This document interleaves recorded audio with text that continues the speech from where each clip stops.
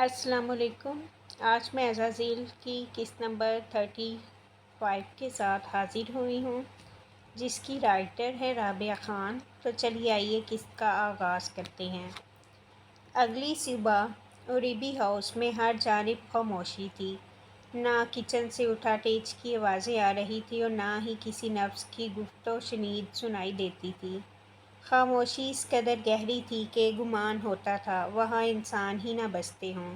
روہیلہ کا وجود رات سے بخار میں پھنک رہا تھا۔ نازنین اور ثانیہ ان کے سرہانے سے ایک پل کے لیے بھی نہیں ہٹی تھی۔ صوفیہ اپنے کمرے میں جائے نماز پر بیٹھی یاسیت سے تسبیح کے دانے گرا رہی تھی۔ وجدان کی کتابیں کھلی پڑی تھیں اور وہ بے دلی سے رخ پھیرے بیڈ پر دراز تھا۔ سہیل رات سے مختلف کانٹیکٹس کے ذریعے معلوم کرواتے رہے تھے۔ عدیل ساری رات سو نہیں سکا تھا اور نہ ہی شانزے سے ٹھیک سے مخاطب ہوا تھا۔ وہ جواباً منہ بسورے سو گئی تھی۔ وہ اسے نہیں بتا سکتا تھا کہ ان کے گھرانے کے ساتھ کیسی ذلت جڑ گئی تھی۔ صد شکر کہ نازنین کے انکشاف پر وہ اپنے کمرے میں موجود تھی، نہیں تو اس کے لیے اسے وضاحت دینا بے حد کٹھن ہو جاتا۔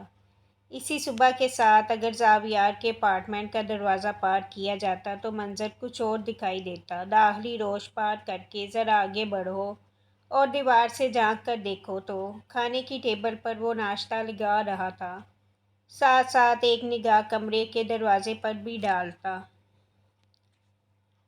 جہاں حرم آرام کر رہا تھا۔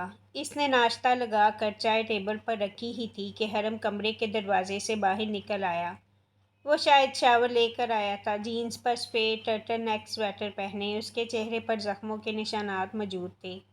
ابرو کے قریب گہرے سے زخم پر زاویار پٹی کر چکا تھا، باقی کے زخم توجہ طلب نہیں تھے۔ اس کی حالت پچھلی رات سے خاصی بہتر لگ رہی تھی، لیکن چہرے پر پھیلا اسپاٹ سا تاثر زاویار کو ٹھٹکا گیا تھا۔ وہ ناشتے کی ٹیبل پر آ بیٹھا تھا۔ اس نے اسے بغور دیکھتے ہوئے سربراہی کرسی گھسیٹی اور بیٹھ گیا۔ زخم وقتی تھے، جلد ہی منمل ہو جائیں گے۔ جو زخم ابرو کے پاس آیا ہے، اس نے اپنے دائیں ابرو کو انگشت شہادت سے چھوا تو حرم نے اسے آنکھیں اٹھا کر دیکھا۔ یہ خطرناک ثابت ہو سکتا تھا۔ اگر آنکھ کے مزید قریب لگتا تو تم اندھے ہو سکتے تھے۔ ہوا تو نہیں نا؟ اس کے جواب پر وہ اسے چند پل دیکھتا رہا تھا۔ حرم اسے بدلا ہوا لگ رہا تھا، ایک دم خشک اور دور دور۔ تمہیں وہاں اکیلے نہیں جانا چاہیے تھا۔ کیا سارے شہر کو اپنے ساتھ لے جاتا؟ ماتھے پر بل ڈال کر پوچھا تو زاویار نے اس کے زخموں کا خیال کر لیا، نہیں تو ایک عدد گھوسا تو اسے پڑنا ہی چاہیے تھا۔ میں مر نہیں گیا تھا، اس نے بھی اسی خشکی سے کہا تھا، لیکن حرم نے کوئی تاثر نہیں لیا۔ احمد کے بارے میں پتہ چلا مجھے، اس نے آملیٹ کا ٹکڑا منہ میں رکھتے ہوئے سرسری سا کہا تو زاویار کا ہاتھ لمحے بھر کو ٹھہرا۔ پھر وہ اثر لیے بنا ناشتہ کرنے لگا۔ وہاں محض ایک لمحے تاثر تھا۔ کیسے پتہ چلا تمہیں؟ اس نے اس پر ایک گہری نگاہ ڈالتے ہوئے پوچھا تھا۔ حرم بس لمحے کے ہزارویں حصے کے لیے ٹھہرا تھا، پھر سنبھل گیا۔ رات کو یہاں تک آتے ہوئے نیوز سن کر پتہ چلا تھا۔ نیوز سن کر؟ اور کیا کیا پتہ چلا تمہیں؟ اس نے طنز کر کے پوچھا تو حرم نے اسے دیکھا۔ وہ دونوں ہی جیسے بغور ایک دوسرے کی آنکھوں میں کچھ تلاش کر رہے تھے، شاید یہ کہ ان میں سے کون کتنا جانتا تھا۔ حرم نے نظروں کا زاویہ بدل لیا، گرم گرم چائے حلق میں اتارنے لگا۔ جن چیزوں کا آشکار ہونا نقصان دہ ثابت ہو، ان سے دور رہنا چاہیے۔ تمہاری یہ جارحانہ طبیعت تمہیں موت کے گھاٹ اتار سکتی ہے۔ مجھے مرنے سے ڈر نہیں لگتا۔ اس کا مطلب یہ نہیں ہے کہ تم مر جاؤ۔ جب تک زندہ رہ سکتے ہو تب تک زندہ رہو، سختی سے کہا۔ زاویار کرسی پر پیچھے ہو بیٹھا تھا، پھر زبان اپنے رخسار کے اندر پھیرتا اسے دیکھنے لگا۔ تمہارے جسم پر ٹوٹے کانچ کے بہت سے ننھے ذروں کے زخم موجود تھے، میٹل راڈ کے زخم، گھونسوں اور لاتوں کے زخم۔ لیکن کیا تم جانتے ہو کہ کچھ اور بھی تھا جو مجھے تمہارے زخم صاف کرتے ہوئے ملا تھا؟ حرم نے سانس تک روک لیا تھا، لیکن چہرے کو بے تاثر ہی رکھا۔ وہ اسے ابھی کچھ بھی بتانے کی پوزیشن میں نہیں تھا۔ زاویار نے آگے بڑھ کر اس کا ہاتھ اٹھایا اور پھر آستین پیچھے کر کے اس کی زخمی کلائی نگاہوں کے سامنے کی۔ کسی نے تمہارے ہاتھ باندھے تھے۔ تم نے اس بندے ہاتھوں کے ساتھ یقیناً سامنے موجود شخص کو بہت سے سوالات کے جواب دیے ہوں گے، کیونکہ تمہاری مزاحمت وقفے وقفے سے کی گئی ہے۔ زخم میرا ہوم گراؤنڈ ہے۔ حرم اب بک ڈھوکے کون تھا وہ اسے چند پل دیکھتا رہا اور پیچھے ہو بیٹھا۔ برا مایا گرم گرم ہی حلق سے اندر اتارا جا چکا تھا اور کپ خالی ہو کر ٹیبل پر رکھے ہوئے تھے۔ گوشت سے ملا تھا میں، وہی شخص جس سے ہماری طرف کی کہانی کا آغاز ہوتا ہے۔ اسی نے طالوت کو مجھے اسائنمنٹ دینے کا کہا تھا۔ جاوید نے اس آدمی کو اپنی پراپرٹی کے کاغذات بطور امانت رکھوائے تھے جو مجھے نکالنے تھے۔ یہ نازنین کی امانت ہے اور اس کے علاوہ میں کچھ نہیں جانتا۔ ہو گئی تسلی؟ آخر میں بہت سکون سے پوچھا تھا زاویار، جیسے اس کا چہرہ، اس کی آنکھیں، اس کا دماغ کچھ بھی نہیں پڑھ پا رہا تھا۔ کیا تمہیں یقین ہے کہ تم سچ بول رہے ہو؟ تمہیں یقین نہیں کرنا تو مت کرو۔ اس نے کندھے اچکائے تھے۔ تم کچھ چھپا رہے ہو۔ میں تم سے کچھ کیوں چھپاؤں گا؟ تم جانتے ہو کہ مجھے سوال جواب کے ہیر پھیر سے نفرت ہے۔ تم نے جتنی سیدھی طرح اپنی ملاقات کا ذکر کیا ہے، مجھے یقین ہے کہ حالات اتنے سیدھے نہیں ہوں گے۔ حرم خالی کپ کو دیکھتا رہا تھا۔ ایسی کوئی بات نہیں ہے۔ اگر مجھے تم سے یہ سب پوشیدہ رکھنا ہوتا تو میں تمہاری طرف ایسی حالت میں کبھی نہیں آتا۔ جتنا مجھے تمہیں بتانا چاہیے تھا میں بتا چکا ہوں۔ یعنی اب بھی کچھ ایسا ہے جو میں نہیں جانتا؟ تصدیق کرو۔ اب بھی کچھ ایسا ہے جو تمہیں جاننے کی ضرورت نہیں ہے؟ اس کے جواب پر زاویار اسے دیکھ کر رہ گیا تھا۔ اس نے کہا اور پھر اپنی جگہ سے اٹھ کھڑا ہوا۔ زاویار جانتا تھا کہ وہ جھوٹ بول رہا ہے یا پھر وہ پورا سچ نہیں بتا رہا، لیکن اس نے اسے خریدنا نامناسب سمجھا تھا۔ اس کی پشت پر ایک آخری نگاہ ڈالتا وہ جو ہی ٹیبل سے اٹھنے لگا تو دروازے کی گھنٹی بج اٹھی۔ حرم داخلی دروازے کے قریب تھا سو آگے بڑھ آیا۔ دروازہ کھول دیا لیکن پھر چند پل جمع رہا۔ پیچھے کھڑا زاویار برتن سنک میں جمع کرتا ہلکے سے مسکرایا تھا۔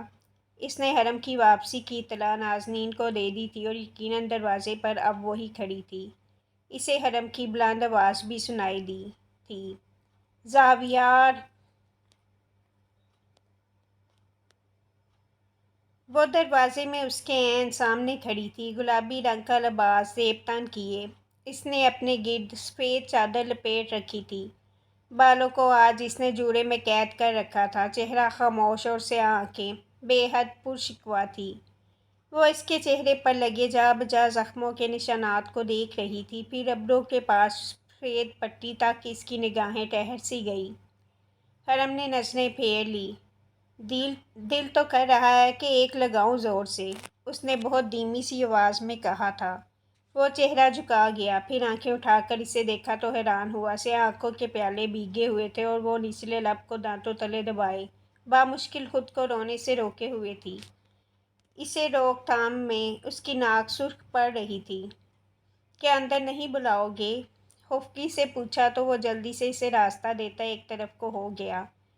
اس زاویار کو تو وہ بعد میں دیکھے گا۔ وہ اندر چلی آئی، پرس ایک جانب صوفے پر رکھا اور پھر اپنے پیچھے آتے حرم کی جانب پلٹی۔ ایک لمحے کا وقت بھی ضائع نہیں کرنا چاہتی تھی وہ۔ فوراً سے پہلے بتا دو کہ تم 3 دن سے کہاں غائب تھے۔ میں مزید سوالات کر کے اپنا اور تمہارا وقت برباد نہیں کرنا چاہتی۔ وہ ہاتھ باندھے اسے دیکھتی استفسار کر رہی تھی۔ حرم نے ایک سخت نگاہ ڈالی تھی زاویار کی پشت پر اور وہ بے نیازی سے برتن دھونے میں مگن تھا۔ آپ بیٹھیں۔ مجھے نہیں بیٹھنا حرم۔ مجھے بتاؤ تم کہاں تھے؟ تمہارے چہرے پر اتنے زخم کیوں ہیں؟ تمہارے ہاتھ کیوں زخمی ہیں اور تم نے ان 3 دنوں میں کسی سے رابطہ کیوں نہیں کیا؟ تم وجدان سے بابا کی ڈائری کے بارے میں کیا بات کر کے گئے تھے؟ مجھے سب کچھ سچ سچ بتا دو۔ کوئی ڈبل میننگ باتیں برداشت نہیں کروں گی میں تمہاری۔ وہ تیزی سے بول کر اسے آخر میں تنبیہ کر گئی تھی۔ وہ اسے دیکھتے ہوئے گہرا سانس لیا۔ آپ کو مجھ پر بھروسہ ہے یا نہیں؟ اس نے ٹھہر کر پوچھا تھا۔ وہ اسے چند لمحات गर्दन उठाए देखती रही, फिर बेबसी से इस बात में सर हिला दिया। आपके बाबा ने कुछ रखा था आपके लिए। मुझे आपकी इमानत मिल चुकी है, लेकिन वो मैं आपको अभी नहीं दे सकता। पहले आपके तहफ़्फ़ुज़ को यकीनी बनाना अहम है। इतनी महबहम बातें, कोई एक बात भी सेंस नहीं बना रही है। कुछ बातें वक्त के साथ सेंस बनाती हैं। आपको अभी मेरी बहुत सी बातें समझ नहीं आएंगी। कुछ वक्त बाद आपको सब समझ आने लगेगा, बिल्कुल वैसे ही जैसे गैर मुतवक्को जगहों पर मेरी मौजूदगी आपके लिए एक मुअम्मा थी। लेकिन वक्त के साथ साथ आपको दराक हो गया कि वो सब एक लाहे अमल का हिस्सा था। बिल्कुल वैसे ही ये सब भी एक प्लान का हिस्सा है। आपको बस मुझ पर इस सब में भरोसा रखना है। वो कहकर खामोश हो गया था। ज़ावियार की प्लेट धोते हाथ सुस्त पड़ गए थे। हरम क्या सोच रहा था इसे समझ नहीं आ रहा था, लेकिन वो इस पर भरोसा करना चाहता था। नाज़नीन इसे गोमगो की सी कैफियत में देखती रही। इतने ज़ख्म हरम, इसे कैसे जस्टिफाई करोगे? क्या इन ज़ख्मों की वजह मैं नहीं हूँ? उसकी आंखें ज़ख्मी दिख रही थी। आपकी वजह से कुछ नहीं हुआ है। ये सब मेरा अपना फ़ैसला था। अगर मैं इस असाइनमेंट के लिए हामी नहीं भरता तो मुझे ये ज़ख्म कभी नहीं लगते। ये मेरा काम है। काम समझती हैं ना आप? काम काम होता है। इसके लिए मैं सिर्फ खुद को ब्लेम कर सकता हूँ। वो बिल्कुल पुरसुकून था। उसका सुकून अपार्टमेंट में मौजूद दो नफूस के अंदर से कहीं बेचैन कर रहा था।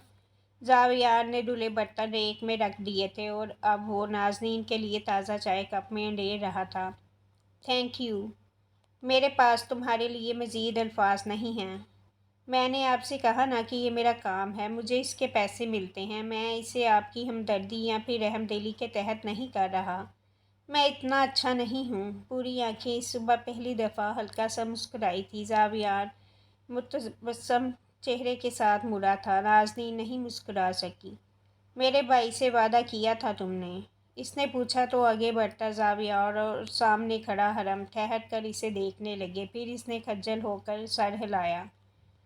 तुमने मुझे कहा था कि वादे बारी होते हैं। मैं हैरान हूँ कि तुम अब तक कितने बोझ तले दबे थे। क्या मेरे भाई से किया गया वादा बहुत भारी था? कहते हुए उसकी पुतलियाँ गुलाबी होने लगी थी। हरम ने उसकी ज़ख्मी आंखों को देखकर अंदर कहीं कुछ चुप सा गया था। वादे तो भारी होते ही हैं, इसने सादगी से कहा था। वो इसके ऐसे इर्तिकाज़ पर इससे झूठ नहीं बोल सकता था। और कुछ जगह होती हैं जहाँ इंसान चाहकर भी झूठ नहीं बोल सकता। ज़ावियार ने इसे चाय का कप लाकर थमाया तो इसने सर के गम से शुक्रिया अदा किया। फिर वो दोनों आगे बढ़कर सोफ़ों पर आ बैठे। तुम कैसे हो ज़ावियार? वो अब चेहरा फेरे इससे पूछ रही थी। वो कुर्सी पर दरी जैकेट पहन रहा था। शायद कहीं जाने की तैयारी में था वो। हरम ने भी चेहरा घुमाकर उसकी जानिब देखा। परफेक्ट। तुम कहीं जा रहे हो क्या? वो पूछे बगैर नहीं रह सका। ज़ावियार ने चेहरा उसकी जानिब फेरा था। हाँ, साथ स्टोर से कुछ सामान लेना है। थोड़ी देर में आ जाऊँगा, इसने कहा और अगले ही पल चाबी स्लैब से उठाता बाहर की जानिब बढ़ गया। वो दोनों इसकी उजलत पर इसे गर्दन फेरे तक रहे थे। ज़ावियार तेज़ी से आगे बढ़ आया, फिर कुछ दूर सड़क पर ठहर कर गहरा सांस लिया। अब वो पैदल ही आगे बढ़ रहा था। स्टोर पीछे जा चुका था। वो इन दोनों को अकेले में इत्मीनान से बात करने देना चाहता था। वैसे भी जैसी फ़िक्र उसने नाज़नीन की आंखों में हरम के लिए देखी थी, वो उसके अंदर खालीपन उतारने के लिए काफ़ी थी। वो अपने दोस्त के लिए खुश था, लेकिन क्या वो खुद के लिए खुश था? पीछे वो दोनों अब एक दूसरे की जानिब मुतवज्जो हो चुके थे। ज़ावियार ठीक है? नाज़नीन अब तक बंद दरवाजे को निगाहें फेर कर देख रही थी। हरम ने गहरा सांस लिया। वो ठीक नहीं है। अहमद बाप था उसका, लेकिन वो किसी को नहीं बताएगा, इसीलिए इससे पूछना बेकार है। वो खामोश सी होकर चाय के बाप उड़ाते कप को देखने लगी थी। ज़ावियार के लिए उसके दिल में बहुत वाम सी जगह थी।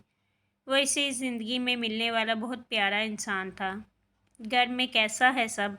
इसने पूछा तो नाज़नीन पीछे हो बैठी। हरम के सवाल पर उसके अंदर थकन सी उतरने लगी थी।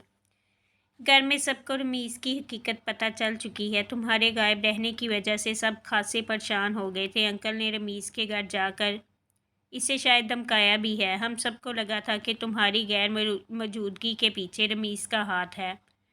पुप्पो को भी दादा और बाबा के कत्ल के बारे में पता चल चुका है। रमीज़ से खुली दुश्मनी का ऐलान किया जा चुका है अब। वो इसकी बात सुनकर भी बेतासुर ही बैठा रहा। नाज़नीन ने बगौर इसके चेहरे को देखा। क्या तुम्हें हैरत नहीं हुई?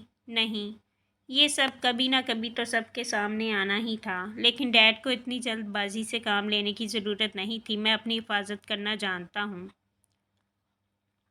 वाक़यात इतनी तेज़ी से हुए कि कोई भी किसी चीज़ का अदराक नहीं कर पाया। जिसे जो ठीक लगा इसने वही किया। सुहेल अंकल तुम्हारी वजह से परेशान थे, वो रमीज़ से वाकिफ़ थे, वो तुम्हें किसी मुसीबत में नहीं देखना चाहते थे। इनका कदम गलत नहीं था। फूफो डील के साथ इनके पीछे गई थी, शायद तब ही उन्होंने रमीज़ का इंकशाफ सुन लिया होगा। वो यासियत से बोलकर खामोश हो गई थी। हरम ने निचले लब दांतों तले दबा रखा था। उसके अबरू पर लगा जख्म दर्द करने लगा था। मॉम ने कैसे फेस किया ये सब? इन्हें रात से बहुत तेज़ बुखार है, घर में कुछ भी स्टेबल नहीं है। सब जैसे एक ही रात में दरहम बरहम हो गया है। वो इसकी बात सुनकर होंठों पर बंद मुट्ठी रख गया था। पुप्पो के लिए अपने भाई को कातिल तस्लीम करना बहुत मुश्किल रहा है, इसने आहिस्ता से कहा था। हरम ने अपनी निगाहें उसकी जानिब फेरी। आपने भी तो सब कुछ खामोशी से कितना अरसा बर्दाश्त किया है। इन लोगों को आपकी तकलीफ़ का अंदाज़ा अब हुआ है। इसके लहजे में गुली तलही पर नाज़नीन ने इसे तादीबी निगाहों से देखा था। मैं इन्हें ऐसी तकलीफ़ में नहीं देखना चाहती थी। जो मैंने बर्दाश्त किया वो मैं कभी किसी को बर्दाश्त करते हुए नहीं देखना चाहती। तकलीफ़ से गुज़रे बगैर वो आपकी तकलीफ़ का इदराक नहीं कर सकते थे। इनके लिए ये सब मजाक रहा था एक अरसे तक। वैसे भी जब तक इंसान को खुद कुछ ना हो तब तक इसे दूसरों की तकलीफ़ मजाक लगती रहती है।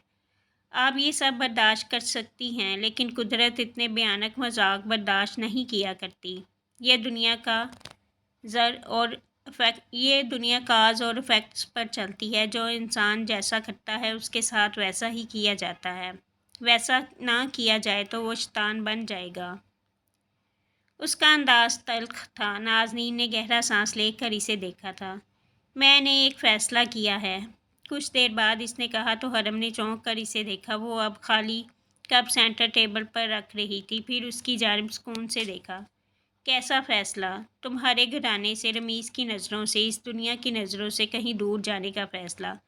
रमीज़ को मुझसे मसला है ना, तो इस सब के लिए मैं तुम्हें और तुम्हारे घर वालों को ख़तरे में नहीं डाल सकती।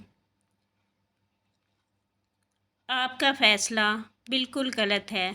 इसने इसका फ़ैसला अगले ही पल रद्द कर दिया था। वो ज़रा भी हैरान नहीं हुई। शायद कहीं अंदर वो इसके ऐसे रद्द अमल की ही तवक्को कर रही थी। मेरा फ़ैसला बिल्कुल दुरुस्त है। मुझे कुछ वक्त दें, मैं सब कुछ ठीक कर दूँगा। मुझे बस थोड़ा टाइम दे दें आप। 18 साल एक बहुत बड़ा अरसा होता है हरम। क्या कभी रमीज़ अपने नापाक अज़ाइम से पीछे हटा? जवाब जो अब हटेगा। वो कभी ऐसा नहीं करेगा, वो कभी नहीं बदलेगा। अपने आप को और अपने घराने को बचाओ, मेरी फ़िक्र मत करो, मैं ठीक रहूँगी। वो हल्का सा मुस्कुराई थी। हरम उसके जवाब में नहीं मुस्कुराया। आपने कहा था आप मुझ पर भरोसा करती हैं। वो तो मैं अब भी करती हूँ, लेकिन इसका मतलब ये नहीं कि मैं अपनी हयात के तमाम बोझ तुम्हारी शानों पर डालती जाऊँ। ठीक है कि तुमने वादा किया था, लेकिन एक वादे के पीछे अपनी ज़िंदगी तबाह करना सरासर बेवकूफ़ी है।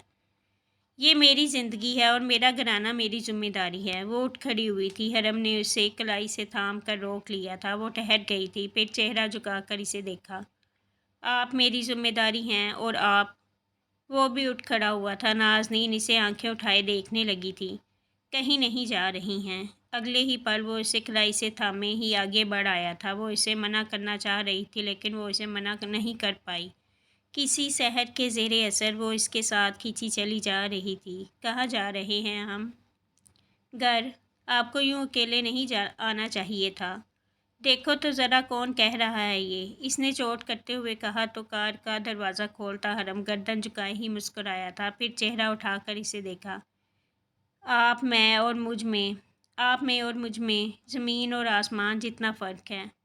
क्या तुम मुझे कमज़ोर कह रहे हो? स्याह आँखों में हल्का सा तंज लिए वो इसे घूर रही थी। वो उसकी आंखों से अपनी आंखें नहीं हटा सका। आप कमज़ोर नहीं हैं, आप कमज़ोरी हैं किसी की। अब बैठें। آہستہ سے کہا تو نازنین نے ناسمجھی سے اس کی جانب دیکھا تھا۔ ابھی وہ ہاتھ باندھ کر اس سے بحث کرنے کا ارادہ رکھتی ہی تھی کہ اس نے اسے بیٹھنے کا اشارہ کیا۔ کیا مطلب کمزوری ہوں میں؟ وہ اب اس کے برابر نشست پر بیٹھی چہرہ پھیرے پوچھ رہی تھی۔ حرم مسکرایا۔ کچھ نہیں۔ نازنین نے اسے ایک آخری دفعہ غور سے دیکھا تھا۔ وہ جانتی تھی کہ اب وہ اس کے پوچھنے پر بھی نہیں بتانے والا تھا۔ اس نے گہرا سانس لیا اور پھر کھڑکی سے باہر بھاگتی زندگی کو دیکھنے لگی۔ پہلی دفعہ میرے گھر آنا اتفاق نہیں تھا نا؟ کچھ دیر بعد اس نے پوچھا تھا۔ موڑ کاٹتے حرم نے اسے دیکھا۔ نہیں، پلان تھا۔ تم نے جان بوجھ کر اپنا ہاتھ زخمی کیا تھا؟ وہ حیران ہوئی تھی۔ اس نے سر اس بات میں ہلا دیا، بالکل آرام سے، جیسے ہاتھ زخمی کرنا تو روز کا کام ہو۔ پھر تم مجھے رمیز کے آفس میں ملے، یونیورسٹی میں، شجاعت سے بچاتے وقت، شائستہ تائی سے میرا بدلہ لیتے وقت۔ میں حیران ہو رہی ہوں کہ تم نے کیا کیا پلان کیا ہوگا۔ کیا تم مجھ سے ملنے سے پہلے بھی مجھ سے واقف تھے؟ جی۔ کتنی سعادت مندی سے جی کہہ رہا تھا وہ اسے دیکھ کر رہ گئی تھی۔ جب تم نے مجھے اپروچ کیا تھا پہلی دفعہ، رضا کی مہندی والے دن، کیا وہ بھی پلان تھا؟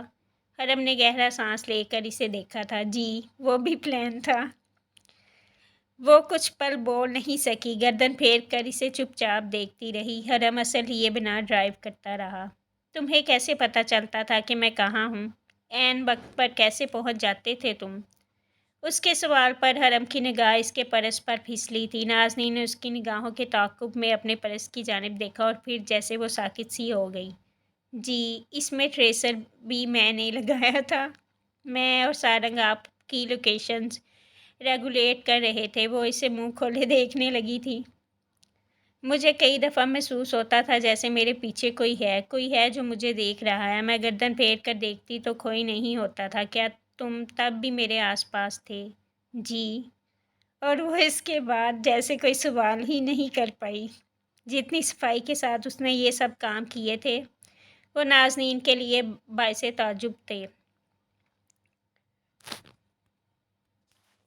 میں اسپیچ لیس ہو گئی ہوں۔ حرم اور ریبی کے پلانز اور جھوٹ کی ایک طویل فہرست نے مجھ سے واقعتاً میرے سارے الفاظ ضبط کر لیے ہیں۔ اس کے تبصرے پر وہ سر ہلا کر رہ گیا تھا۔ کچھ پل بعد وہ پھر سے خاموشی کے ساتھ کھڑکی سے باہر دیکھنے لگی تو حرم کے چہرے پر پھیلی مسکراہٹ سمٹ گئی۔ اب وہاں محض سنجیدگی تھی اور شاید کچھ پریشانی بھی۔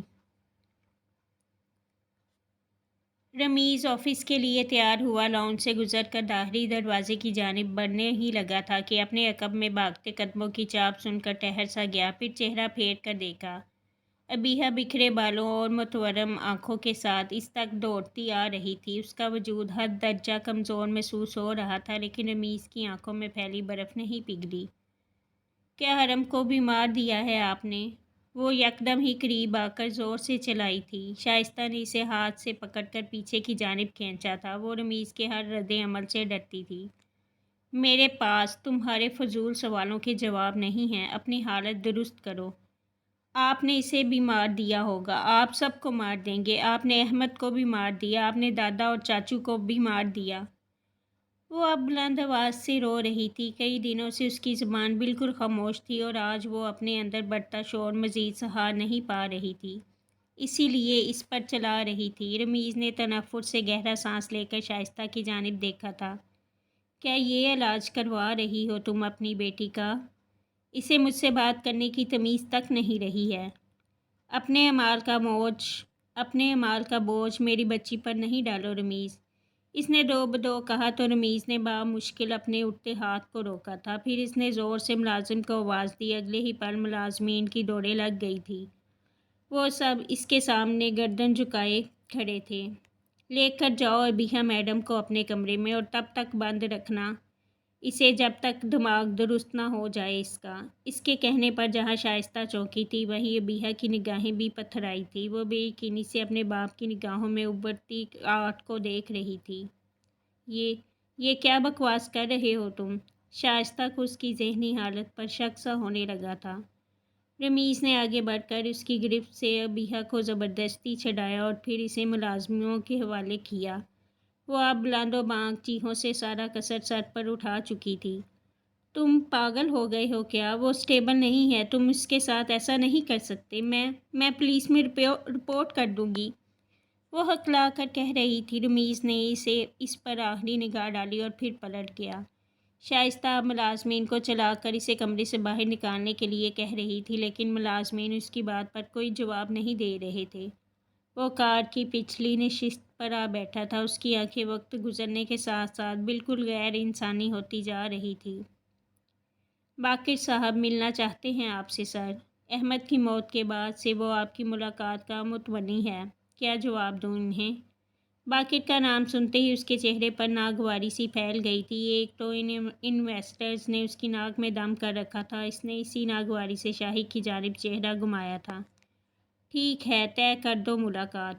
شاہی نے اس کے حکم پر سر اس بات میں ہلایا اور پھر اسی تیزی سے گاڑی آگے بڑھا لے گیا، اپنے موبائل کی اسکرین پر موجود میلز کو انگوٹھے سے نیچے کرتے۔ رمیز کے چہرے سے اندازہ لگانا مشکل تھا کہ وہ کیا سوچ رہا تھا، لیکن جو وہ سوچ رہا تھا وہ بہت خوفناک تھا۔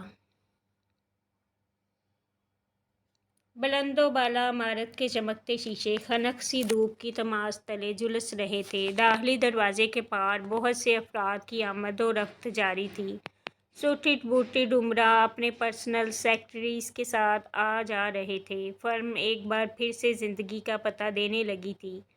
رمیز نے آج اپنے آفس میں میٹنگ رکھنے کے بجائے باقر سے لابی میں ملاقات کا فیصلہ کیا تھا۔ وہ پبلک فگر بنتا جا رہا تھا تو اسے خود کو پیش رکھنا تھا۔ وہ لوگوں کی نگاہوں میں خود کو ایکٹیو ثابت کرنا چاہتا تھا۔ اگرچہ اندر ہی اندر احمد کے قتل کی بہت سی سرگوشیاں سے چلتے پھرتے سنائی دیتی تھی، لیکن اگر وہ ان چھوٹے معاملات کو خاطر خواہ توجہ دینے لگتا تو اس کے لیے اتنی بڑی امپائر کو سنبھالنا ناممکن ہو جاتا۔ فضول خیالات کو اپنے ذہن میں جگہ دینا اس نے سیکھا ہی نہیں تھا۔ قیمتی سے 3 پیس سوٹ میں ملبوس، ٹانگ پہ ٹانگ جمائے، لابی میں لگے پرتعش سے سنگل صوفے پر براجمان، وہ اپنے مقابل بیٹھے باقر کی طیش کے باعث دہکتی رنگت کو سکون سے تک رہا تھا۔ درمیانے ٹیبل پر رکھی کافی کی بھاپ جیسے باقر کو کہیں اندر تک جھلسا رہی تھی۔ تم نے ہم سب انویسٹرز کو کنارے سے لگا دیا ہے۔ احمد کے قتل کے حوالے سے بہت سی باتیں سوشل میڈیا سمیت الیکٹرانک میڈیا تک میں گردش کر رہی ہیں۔ تم کوئی اسٹیٹمنٹ نہیں دے رہے، نہ ہی اس معاملے کو صاف کر رہے ہو۔ زیر زمین کام کرتی تنظیموں کا عمل بھی ٹھپ ہو کر رہ گیا ہے اور تم ہمیں تسلی بخش جواب دینے کی بجائے محض ٹال رہے ہو۔ آخر تم کرنا کیا چاہتے ہو؟ ہمارا ان سب کاموں میں برابر کا پیسہ لگا ہے، ہم تمہیں اس سب پر اکیلے حکمرانی کرنے نہیں دے سکتے۔ لوگوں کا خیال کر کے ہی وہ خود پر بامشکل ضبط کرتا دھیمے لہجے میں بول رہا تھا۔ ویسے بھی اتنے لوگوں کے درمیان رمیز سے بات کرنا اس کے لیے سخت ناپسندیدہ تھا، لیکن رمیز نے یہ ملاقات یہاں رکھوائی ہی اسی لیے تھی تاکہ وہ اس پر چاہ کر بھی چلا نہیں سکے۔ وہ ہلکا سا جھکا، اپنی کافی اٹھائی اور پھر سے پیچھے ہو بیٹھا۔ کن پٹی میں ابھری سفیدی اس کے چہرے کو شفیق سا تاثر دینے میں ناکام ہو رہی تھی اور آنکھوں کی پرسکون سی سرد مہری میں ہر گزرتے لمحے اضافہ ہوتا جا رہا تھا۔ تم تمام حالات سے واقف ہو۔ میرے ارد گرد کرائسس کا ایک جال تھا جس سے میں بامشکل نکلا ہوں۔ اب بھی بہت سی کمپنیاں ہماری فرم کو پروجیکٹس دینے سے انکاری ہیں، لیکن مجھے یقین ہے کہ کام جلد ہی معمول پر آ جائے گا۔ تمہیں بزنس کرنے کے لیے صبر کی ضرورت ہے باقر، تمہاری جلد بازی تمہیں لے ڈوبے گی۔ آخری الفاظ اس نے بہت آہستگی سے کہے تھے۔ سامنے براجمان باقر ناسمجھی سے اسے دیکھنے لگا۔ تم مجھے دیوار سے نہیں لگا سکتے، میں تمہاری اپنی ہی فرم میں تمہارے لیے دشمن کھڑے کر سکتا ہوں، میں تمہیں گرا سکتا ہوں۔ مجھے میرے تمام شیئرز کی رقم کا ایک منقسم حصہ چاہیے۔ باقر ہمدانی کا بس نہیں چلتا تھا کہ وہ اس پر گرم کافی الٹ دیتا۔ رمیز نے اپنے کپ سامنے رکھ دیا، پھر سیدھا ہو بیٹھا، چہرے پر ہلکی سی مسکراہٹ ابھری۔ وہ کہتے ہیں نا کہ جو حلق تک آنے لگیں تو ان کے حلق کاٹ کر پھینک دینے چاہئیں، لیکن میں ایسا نہیں کروں گا۔ میں تمہارے مطالبات کو قبول کروں گا اپنی ہی فرم میں، میں مزید جور برداشت نہیں کر سکتا۔ تم جاؤ، کل تک تمہاری رکی ہوئی رقم کلیئر ہو جائے گی، اس نے کہا تو باقر اسے مشکوک نگاہوں سے دیکھتا رہا۔ اسے رمیز پر ذرا سا بھی بھروسہ نہیں تھا۔ تمہارے پاس میرے مطالبات تسلیم کرنے کے علاوہ اور کوئی راستہ نہیں ہے رمیز، یاد رکھنا کوئی بھی چال بازی تمہارے لیے ہی جال ثابت ہو سکتی ہے۔ میں اپنی رقم کا انتظار کروں گا، وہ کہہ کر اٹھ کھڑا ہوا تھا، پھر باہر کی جانب بڑھ گیا۔ رمیز کا مسکراتا چہرہ خاموش ہو گیا، آنکھوں میں وحشت سی اترنے لگی۔ پھر وہ بھی اپنی جگہ سے اٹھ کھڑا ہوا۔ پیچھے لابی میں اب تک لوگوں کی آمد و رفت جاری تھی۔ وہ نازنین کے ساتھ گھر چلا آیا تھا، پھر اگلے کئی گھنٹوں تک وہ ہر ایک کے سوالات کے جوابات دیتا رہا۔ سہیل نے اس سے کوئی سوال البتہ نہیں کیا تھا۔ وہ اسے دیکھتے ہی سکون کا سانس لیتے اپنے کمرے کی جانب بڑھ آئے تھے۔ ڈھلتی شام کے سائے بننے لگے۔ گھر والے اب تک کل کے انکشاف سے سہمے ہوئے تھے۔ نازنین، وجدان اور حرم کے علاوہ ہر ایک کو حالات سمجھنے کی ضرورت تھی۔ وہ تینوں ہی اب گھر والوں کو معمول کی زندگی کی طرف لے کر آ رہے تھے۔ حرم اپنے کمرے میں موجود تھا۔ جب دروازہ دھکیلے جانے کی آواز پر ادھر کو پلٹا، وہاں ثانیہ کھڑی تھی۔ وہ جب سے آیا تھا تب سے ثانیہ نے اس سے کوئی بات نہیں کی تھی۔ شاید وہ اس سے ناراض تھی، لیکن حرم نے اسے منانے کی کوشش بھی نہیں کی تھی۔ وہ چند پل اسے بھیگی آنکھوں سے دیکھتی رہی اور پھر تیزی سے آگے بڑھ کر اس سے آ لگی۔ پھر وہ روتی رہی۔ اس نے گہرا سانس لے کر اسے خود سے الگ کیا تھا۔ ثانیہ، میں ٹھیک ہوں۔ مجھے لگا تھا آپ کو کچھ ہو گیا ہے۔ میں کسی سے بھی کچھ نہیں کہہ سکتی تھی۔ سب اتنے پریشان تھے بھائی۔ پھر ماموں کے حوالے سے سب کچھ جو سب کہہ رہے تھے، میں ایک دم سے بہت کنفیوز ہو گئی تھی۔ مجھے آپ کی ضرورت تھی۔ وہ ایک بار پھر سے اس سے لگی روتی ہوئی کہتی جا رہی تھی۔ حرم نے ہاتھ اٹھا کر اسے ہلکا سا تھپکا، پھر اسے خود سے الگ کر کے پوچھا، دیکھا؟ اچھا، تو تم اپنی وجہ سے رو رہی ہو؟ مجھے لگا شاید میری جدائی میں بہا رہی ہو یہ آنسو۔ سنجیدگی سے کہا تو ثانیہ نے دونوں ہاتھوں سے اسے پرے ہٹایا۔ وہ مسکرا دیا تھا۔ میں 3 دن کیا غائب رہا؟ تم لوگوں نے تو سب کچھ الٹ پلٹ کر رکھ دیا۔ وہ اب برش اٹھا کر بالوں میں پھیر رہا تھا۔ ثانیہ نے آنکھیں صاف کی، پھر اسے دیکھا۔ کیا آپ واقعی ماموں کی حقیقت جانتے تھے بھائی؟ اس نے برش سنگار آئینے پر رکھا اور پھر ایک نظر ثانیہ پر ڈالی۔ وہ اسے واقعتاً بہت کنفیوز اور ڈری ہوئی لگ رہی تھی۔ وہ گہرا سانس لیتا آگے بڑھا، پھر اسے دونوں بازوؤں سے تھام کر بیڈ پر بٹھایا۔ وہ اسے چہرہ اٹھائے دیکھ رہی تھی۔ ہاں، میں اس کی حقیقت سے واقف تھا۔ گھر میں آپ نے کسی کو بتایا کیوں نہیں؟ پھر کیا بتاتا؟ یہ کہ تمہارے ماموں اور موم کا بھائی اپنے ہی گھرانے کا قاتل ہے۔ جو اب ہو رہا ہے تب بھی یہی ہوتا۔ لیکن آپ اکیلے یہ سب فیس کر رہے تھے۔ ہمیں پتہ ہونا چاہیے کہ آپ کون سی جنگ لڑ رہے ہیں۔ آپ نازنین آپی کو بچانے اکیلے گئے۔ سب کچھ آپ نے اکیلے کیا۔ آپ سب کچھ خود کیوں کرنا چاہتے ہیں؟ آپ جانتے ہیں نا کہ ماموں کتنے خطرناک ثابت ہو سکتے تھے آپ کے لیے۔ وہ بھیگی آنکھوں کے ساتھ کہتی جا رہی تھی۔ حرم بیڈ پر اس کے برابر میں آ بیٹھا۔ میں جانتا ہوں کہ وہ کتنا خطرناک ہے، لیکن یہ 2 الگ الگ معاملات تھے۔ میں گھر والوں کو اپنے کام میں انوالو نہیں کر سکتا تھا۔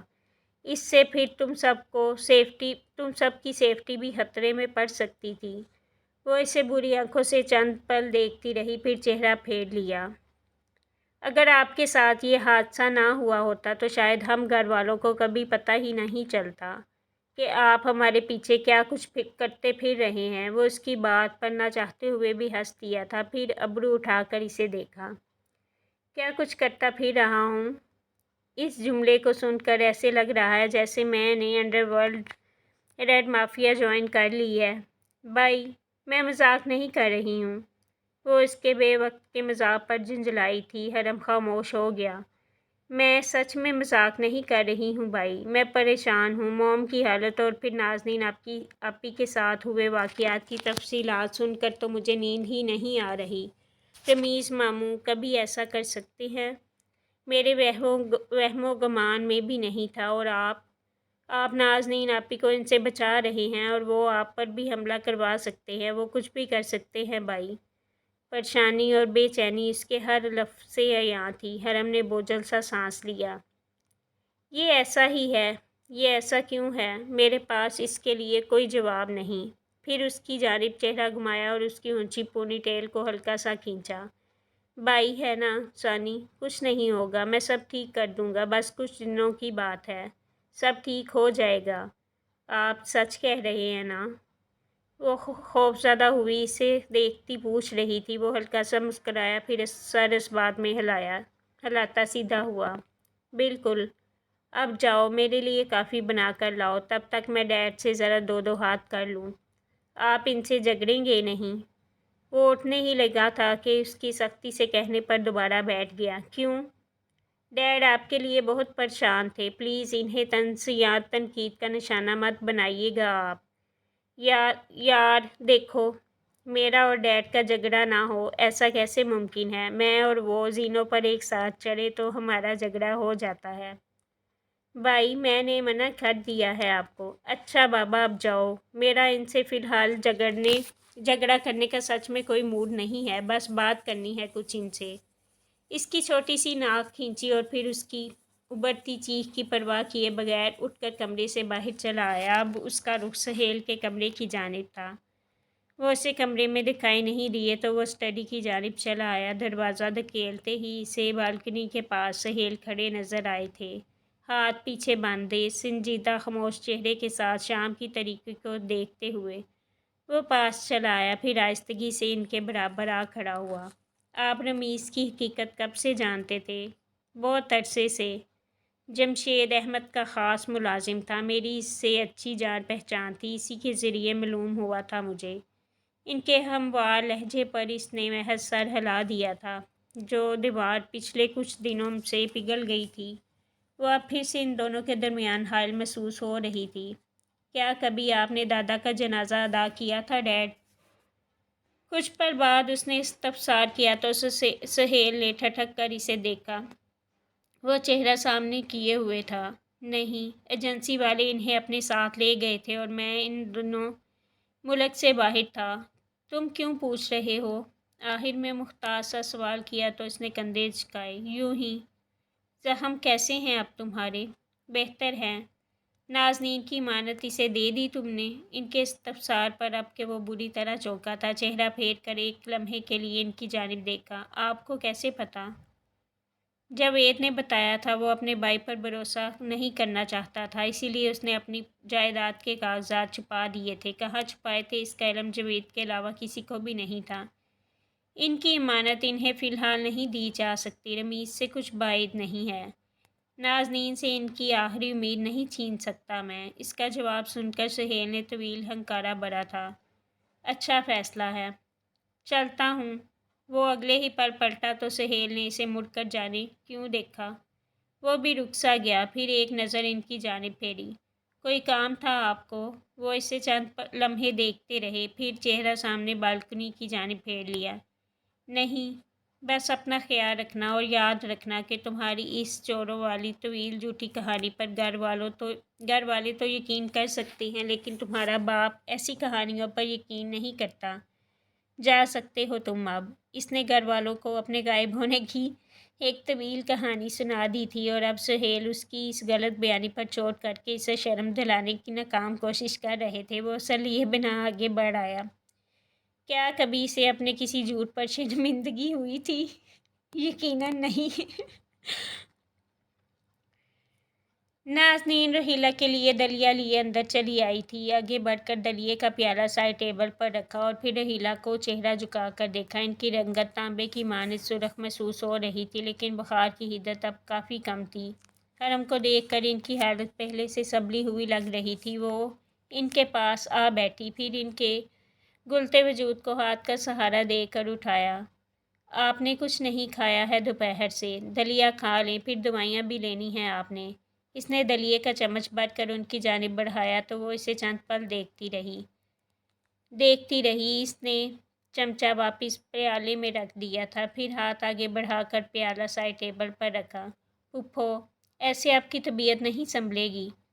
مجھے تو کبھی پتہ ہی نہیں تھا نازنین کہ تم جاوید بھائی جیسی ہو۔ تمہیں اپنی ذات سے میں نے ہمیشہ اتنا دور رکھا کہ تم سے اپنے بھائی کی شبیہ تک کھوئی محسوس ہونے لگی مجھے۔ مجھے لگا کہ تم قصوروار ہو، مجھے لگا کہ تم منحوس ہو، مجھے لگا کہ تم میرے بھائی کو کھا گئی ہو، اسی لیے میں تم سے نفرت کرتی رہی، تمہیں ہمیشہ ان اعمال کے لیے قصوروار ٹھہراتی رہی جس کے لیے تم بے قصور تھی، تم معصوم تھی، تم چھوٹی بچی تھی، تمہارے ظلم پر میں نے تمہیں ہی ظالم قرار دے کر خود کو ہر ذمہ داری سے بری کر لیا۔ مجھے ان دنوں اندازہ ہوا کہ میں کس قدر بری انسان ثابت ہوئی ہوں اب تک۔ وہ رونے لگی تھی، وہ اب ہر وقت روتی رہتی تھی، ان کے حلق سے کئی آنسو اتر کر ان کے بازوؤں کو سہلایا۔ رات کی بڑھتی تاریکی میں ہر بوجھ پہلے سے کہیں زیادہ بھاری لگنے لگا تھا۔ پھوپھو بھول جائیں، اس نے خود کو کہتے سنا، یہ وہی کہہ سکتی تھی۔ 18 سالہ مضبوط حوصلہ اس سے ایسی باتیں کروا رہا تھا، لیکن وہ کہیں اندر سے مطمئن تھی جاوید کی روح کو بھی اطمینان پہنچا ہوگا۔ رمیز کی حقیقت کا کھل جانا اس کے بڑھتے بوجھ کو کم کرنے کے لیے معاون ثابت ہوا تھا۔ میں کیسے بھول جاؤں نازنین، تمہارے ساتھ ہوا ظلم میں کیسے بھول جاؤں؟ ہر رات مجھے اب ماضی کی کوتاہیاں ڈستی ہیں۔ اگر میں نے اپنے بھائی کو اس کی تنگی کے دنوں میں تنہا نہیں کیا ہوتا تو وہ آج زندہ ہوتا، وہ ہمارے ساتھ ہوتا۔ میں نے اپنے بھائی کو اپنے ہاتھوں سے گنوا دیا نازو۔ ان کی آنکھوں سے کئی آنسو ٹوٹ کر نازنین کے ہاتھوں پر گر رہے تھے۔ وہ ضبط سے گلابی پڑتی آنکھیں لیے انہیں دیکھتی رہی۔ بابا کی تکلیف پر تو اس کا اپنا وجود اندر سے چھلنی ہونے لگتا تھا۔ پھوپھو بس پلیز، اب میں خود کو اس ظلم کے لیے کیسے معاف کروں گی نازنین؟ میں اب تمہارے ساتھ ہوئے اتنے سالوں کے ظلم کا بدلہ تمہیں کیسے لوٹاؤں گی؟ میرے بھائی نے تمہاری زندگی برباد کر دی ہے، تباہ کر دیا ہے اس نے تمہارے گھرانے کو۔ میں اب خدا سے کس چہرے کے ساتھ معافی مانگوں گی؟ میں اب کہاں جاؤں گی؟ وہ اس کے کندھے سے لگی روتی ہوئی کہہ رہی تھی، اس کے اپنے آنسو ٹپ ٹپ گر رہے تھے۔ وہ ضبط سے ان کے آنسوؤں کا بوجھ برداشت کرتی رہی۔ اس نے صوفیہ کو بھی ایک وقت تک ایسے ہی تسلی دی تھی، بس کوئی اسے ہی تسلی دینے والا نہیں تھا۔ وہ ان کی پیٹھ کو سہلاتی رہی، آنسو خشک ہو چکے تھے اور رحیلہ اس کے کندھے سے اب تک لگی ہوئی تھی۔ میں تمہیں اب کہیں جانے نہیں دوں گی، میں تمہیں مزید اس دنیا کے دھکے کھانے نہیں دوں گی، تم یہاں میرے پاس رہو گی اب۔ وہ اس کے کندھے سے ہٹ گئی۔ نازنین انہیں مسکرا کر دیکھ رہی تھی، پھر اس نے سر اثبات میں ہلایا۔ میں یہی ہوں، آپ پہلے دلیا کھائیں اور پھر میڈیسن لیں، میں ٹھیک ہوں، آپ بھی ٹھیک ہو جائیں۔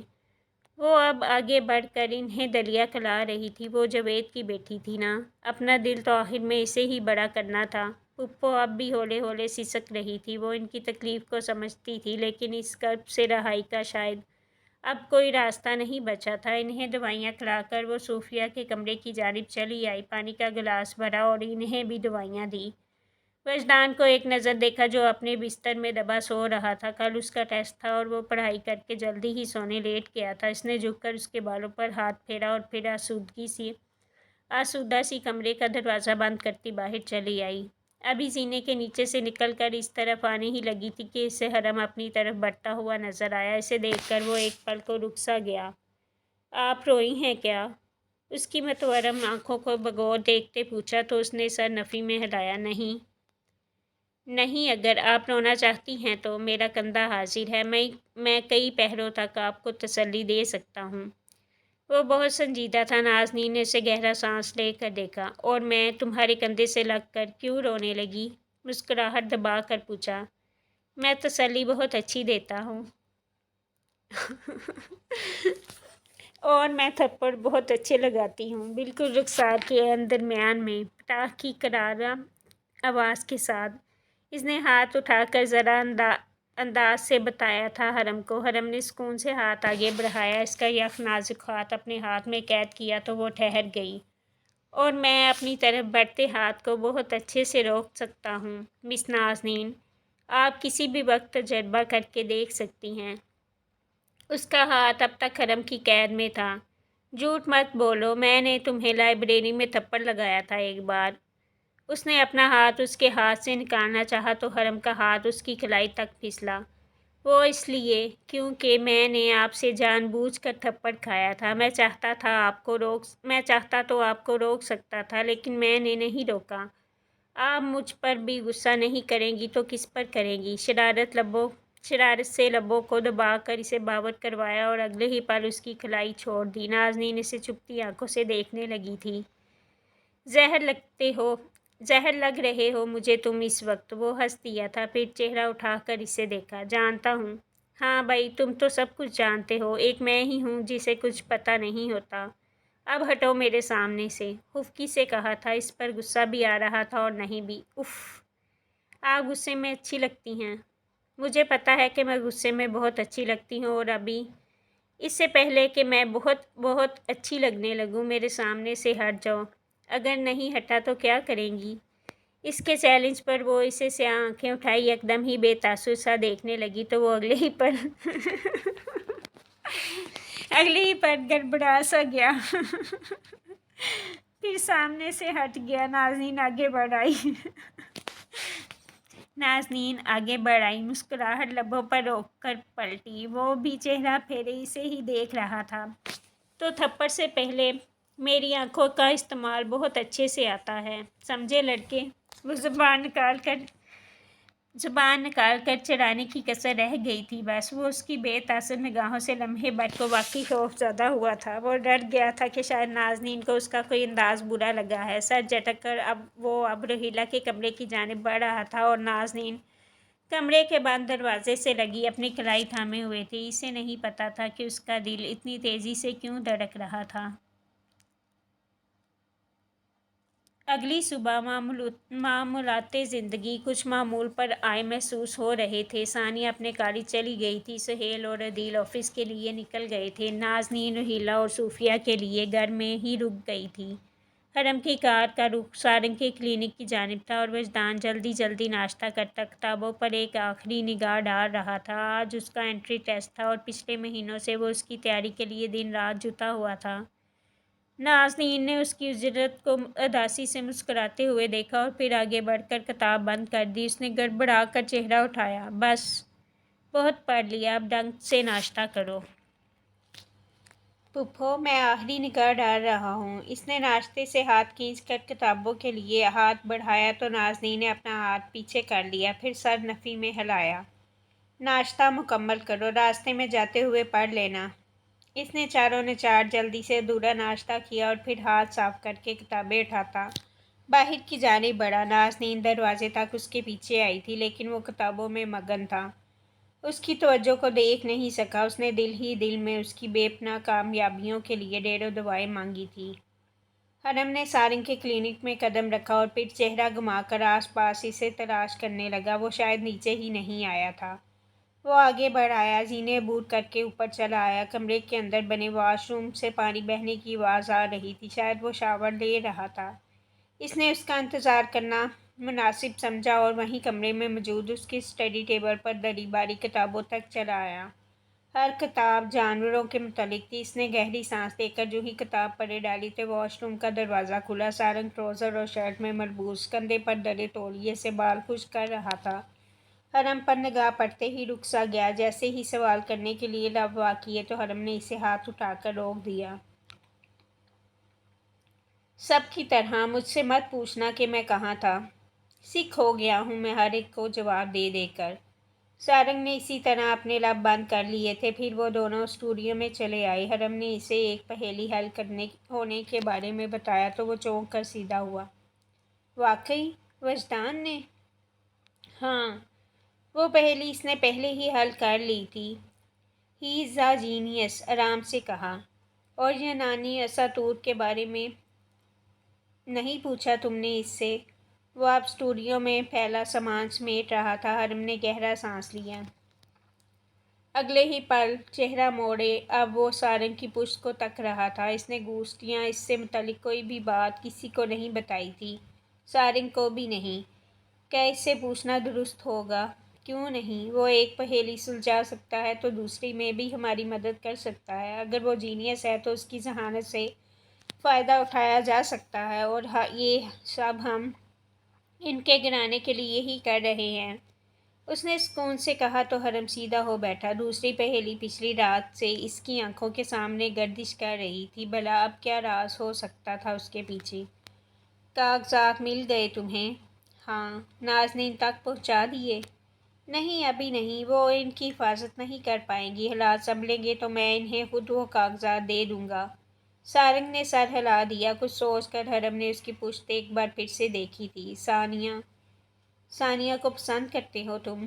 اور وہ جو فائل اکٹھی کر کے کارٹن میں رکھ رہا تھا، یکلک تھی اس کی جانب گما۔ سب آنکھیں پھیل گئی۔ کیا پوچھا تم نے؟ تم جانتے ہو میں نے تم سے کیا پوچھا ہے؟ حرم کو پتا تھا کہ وہ کیا بات کر رہا تھا۔ سارنگ کا رنگ اگلے ہی پل نچڑ سا گیا تھا۔ اس نے فوراً رخ پھیر لیا۔ ایک دم سے فضا بہت آکورڈ ہو گئی تھی۔ حرم اٹھ کر اس کے سامنے آ کھڑا ہوا۔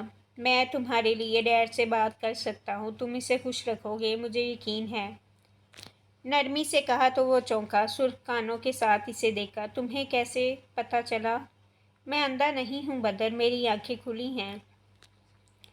مجھے نہیں پتا کہ ثانیہ کو میں ٹھیک لگتا ہوں یا نہیں، اس نے ہچکچا کر کہا تو حرم نے سر ہلایا۔ ثانیہ کے دل کا حال تو اس پر بھی عیاں نہیں تھا، لیکن سارنگ کی آنکھوں میں ثانیہ کے لیے ستائش دیکھ کر وہ اس سے پوچھے بغیر رہ نہیں سکا تھا۔ اس نے اس کے کندھے پر ہاتھ رکھ کر دبایا اور پھر باہر کی جانب بڑھ گیا۔ اس کے جاتے ہی سارنگ نے کھل کر سانس لیا تھا۔ حرم نے اتنا اچانک پوچھا تو اس کے اعصاب ہل کر رہ گئے تھے۔ نہ جانے وہ ہر دفعہ اتنا پرسکون کیسے رہ لیا کرتا تھا۔